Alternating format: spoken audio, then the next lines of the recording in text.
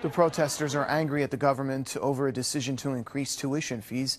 They are also opposed to a provincial law introduced in May that suspends classes for students on strike and tries to suppress protests. The rally was organized by the powerful student group known as CLASS, which has been holding major demonstrations on the 22nd of every month since March. The protesters say Sunday's rally is a message to Quebec Prime Minister Jean Charest, and they are prepared to fight for their rights in the event of an election. CLASS has promised to work hard to make sure that Liberals don't return to power.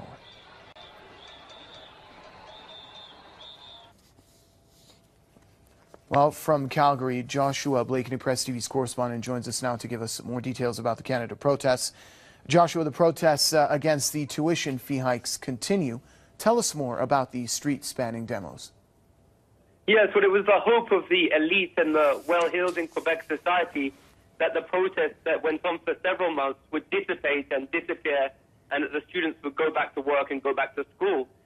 This protest this weekend has indicated to the elite in Quebec that the students are willing and ready to continue to battle away indefatigably in order to defend what they see as being a basic human right to have access to education. They're not even asking for free education. They're merely asking for affordable education. We should keep that in mind.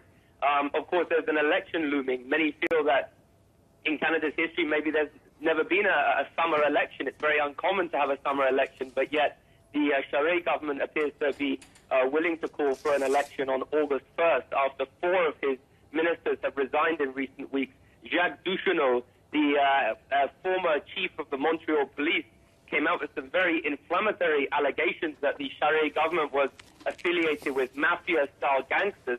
And so many have drawn attention to the fact that the government in Quebec appears to be willing to affiliate itself with organized crime, but distances itself from organized students.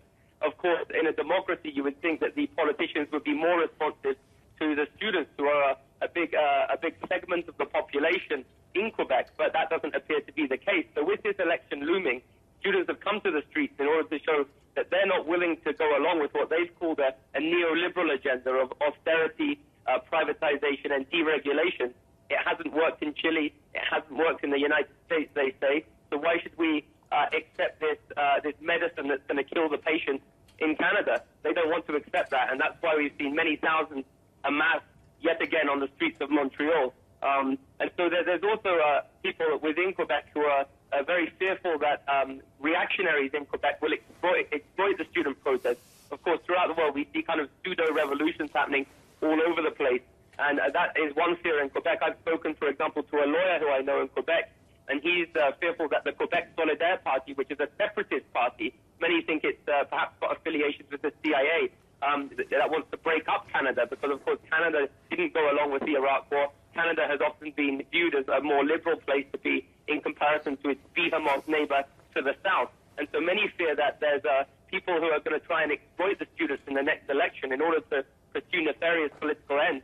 And so hopefully the students can continue to be astute, continue to have their ear to the ground, see which way the political wind is blowing, and continue to demand for these basic human rights. That's what many Quebecers are hoping. Of course, the older generations in Quebec fought very hard for these rights like access to education, access to healthcare, and so on, and they're not willing to see it being defenestrated by a here today, gone tomorrow government like that of the highly corrupt Jean Charest administration.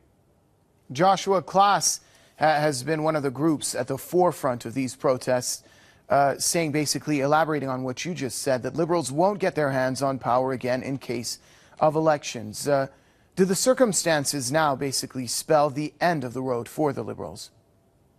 Well, that could well be true, but I think many progressives in the province of Quebec are fearful that they'll get something worse, because there's a separatist movement, kind of like Canada's Zionists, you might say, French separatists in Quebec. Half the population of Montreal have a French heritage. The primary language in Quebec is French.